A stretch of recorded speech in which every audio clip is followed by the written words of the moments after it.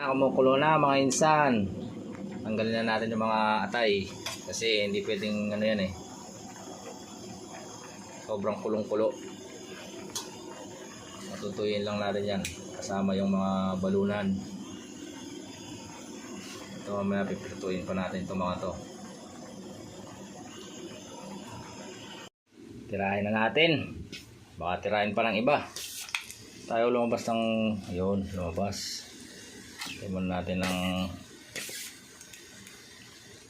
konting mayo. Tapos ilagay na natin ang mga sibuyas. Ayan. Tapos medyo halo-halo lang natin. 10 points para sa'yo. Ang galing mo. Sana all. Kain na tayo. Sana all. Okay.